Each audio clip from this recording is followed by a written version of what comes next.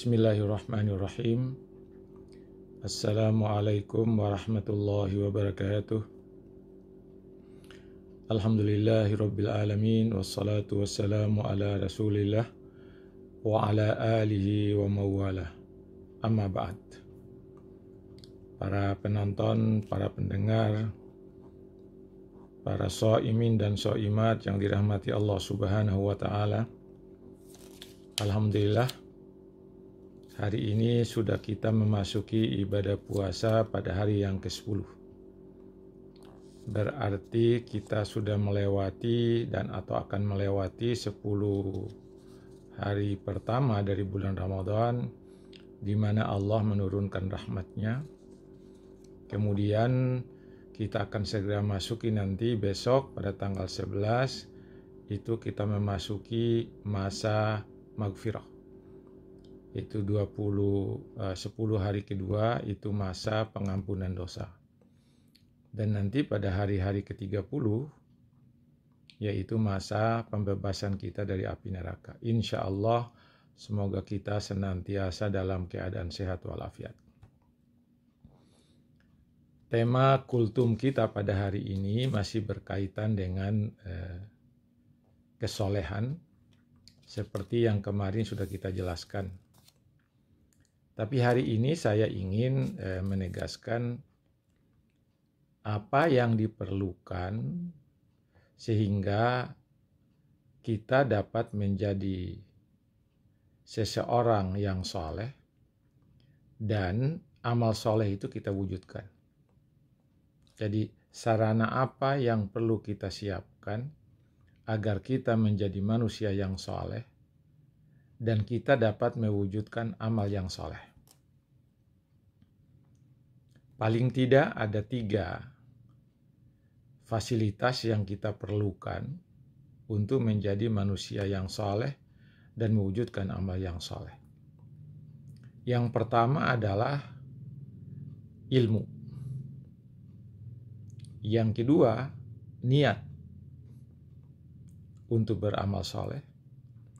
Kemudian yang ketiga adalah aksi atau amal. Jadi ada 3. Yang pertama adalah ilmu. Yang kedua adalah niat. Yang ketiga adalah aksi. Para penonton dan pendengar di mana saja berada, dengan ilmu seseorang akan mengetahui mana amal yang soleh, mana amal yang salah. Mana amal yang baik, mana amal yang tidak baik. Dengan ilmu seseorang tahu mana yang menjadi perintah Allah dan mana yang menjadi larangan Allah. Kalau begitu dengan ilmu kita akan tahu mana yang harus kita lakukan dan mana yang harus kita tinggalkan.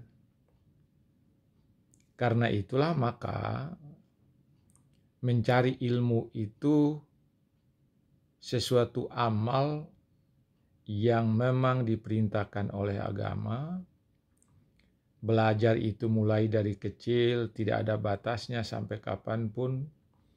Mulai dari buaian sampai liang lahat, kata Nabi, tidak ada batas untuk belajar. Karena dengan ilmu seseorang tahu mana yang baik, mana yang tidak baik, mana yang diperintahkan dan mana yang dilarang, mana yang harus dikerjakan, mana yang harus ditinggalkan. Ini persoalannya. Dan kita sudah tahu bahwa orang yang berilmu itu tingkatannya di atas daripada orang yang tidak berilmu. Bahkan kata Nabi, orang yang berilmu itu lebih hebat daripada orang yang beribadah. Karena orang bisa beribadah dengan sempurna, dengan baik, kalau dia punya ilmu yang lengkap dan sempurna. Karena itulah maka kita tidak pernah henti-hentinya diperintahkan untuk mencari ilmu, untuk belajar, dan belajar terus. Nah, ini yang pertama. Yang kedua, sarana yang kita perlukan adalah niat. Niat. Ada orang yang punya ilmu, tetapi tidak ada niat untuk berbuat yang soleh, maka amal itu tidak pernah terwujud.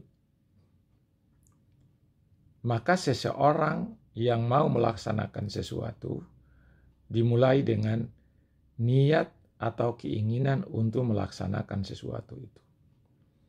Kita lihat para pendengar, para penonton, banyak sekali orang yang berilmu tetapi tidak terwujud amalnya. Banyak sekali orang yang berilmu tetapi kurang pengamalan dari ilmunya itu. Karena boleh jadi niat untuk melakukan sesuatu itu tidak ada. Tapi niat yang kita maksudkan di sini ini adalah niat untuk melaksanakan amal soleh. Atau niat untuk meninggalkan larangan-larangan Allah agar kita jauhkan diri dari situ. Ada harus ada niat. Tadi sudah ada ilmu, kita sudah tahu bahwa ini sesuatu yang baik, maka kita niatkan untuk melakukan perbuatan baik itu. Tanpa niat tidak bisa. Nah, niat menjadi penting karena amal yang kita lakukan sekecil apapun harus didasarkan dengan niat. Karena itulah maka di dalam agama setiap ibadah yang kita lakukan harus dimulai dengan niat. Tidak ada amal yang dilakukan tanpa niat. Kalau ada amal yang dilakukan tanpa niat, maka amal itu menjadi sesuatu yang sia-sia. Tidak menjadi suatu amal yang sempurna dinilai oleh Allah Subhanahu wa Ta'ala. Karena itu kata Nabi, sesungguhnya setiap amal yang dilakukan itu harus disertai dengan niat. Nah, ini sudah kedua. Pertama tadi kita sudah lihat bahwa sudah ada ilmu kita tentang sesuatu yang baik, kemudian harus ada niat kita untuk melakukan sesuatu yang baik. Yang ketiga harus ada aksi. Harus ada aksi. Aksi itulah yang dapat mewujudkan niat itu tadi. Kalau misalnya penonton dan pendengar di mana saja berada, Anda sudah tahu tentang sesuatu kebaikan. Lalu Anda niatkan kebaikan itu untuk Anda lakukan. Nah, kemudian dengan niat itulah Anda akan berbuat sesuatu yang baik tadi yang sudah Anda tahu. Nah, kemudian yang ketiga adalah aksi. Aksi tadi itu perwujudan dari niat. Perwujudan dari niat. Sekarang saya berikan ilustrasi. Ada seseorang yang sudah tahu bahwa sholat subuh qabliyah itu nilainya lebih hebat daripada dunia dan isinya. Nah, lalu dia sudah tahu itu bahwa itu amal yang terbaik dari amalan sholat sunat, dari sholat sunat rawatib. Setelah itu dia berniat untuk melakukan. Pendeknya besok subuh saya harus cepat-cepat bangun, saya ingin melakukan sholat sunat qabliyah 2 rakaat sebelum subuh. Karena pahalanya ternyata lebih hebat daripada dunia dan isinya. Nah, besok itu dia harus beraksi. Dia mewujudkan niatnya itu dalam bentuk melaksanakan sholat sunat qabliyah 2 rakaat sebelum subuh itu.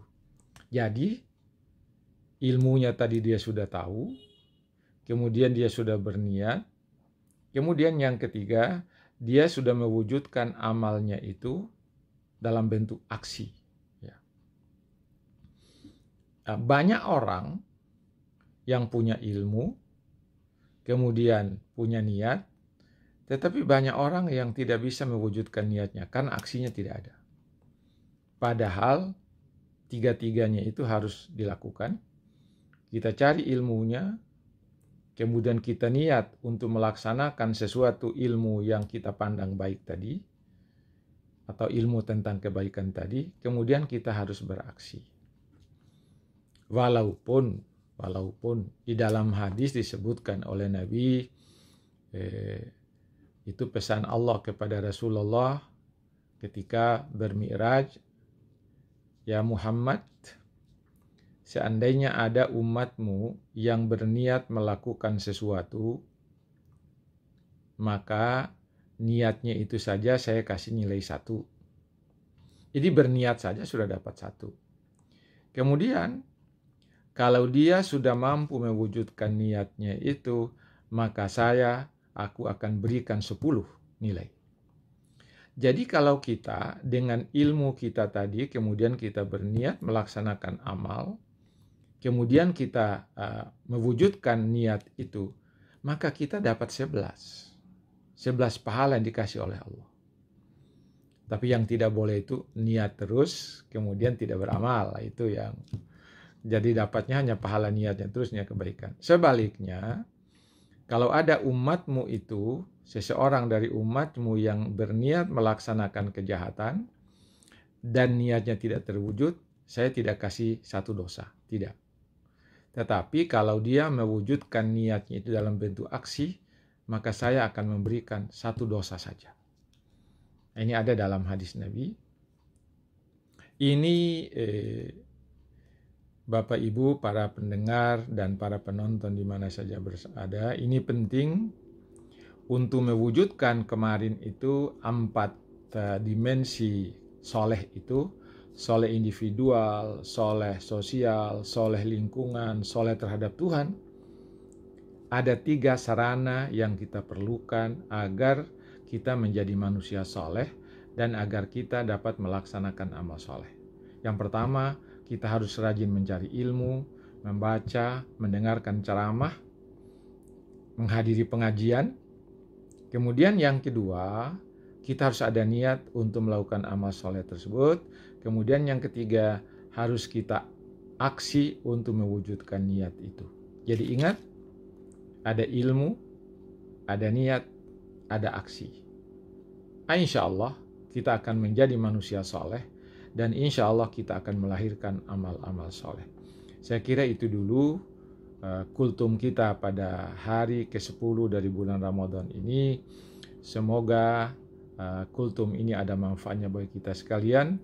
Semoga kita semua senantiasa diberi kesehatan oleh Allah Subhanahu wa Ta'ala untuk selalu beramal soleh, untuk selalu beramal yang baik, dan untuk melaksanakan perintah-perintah Allah Subhanahu wa Ta'ala, dan kita siap untuk meninggalkan yang dilarang oleh Allah Subhanahu wa Ta'ala. Sekian, lebih dan kurangnya mohon dimaafkan.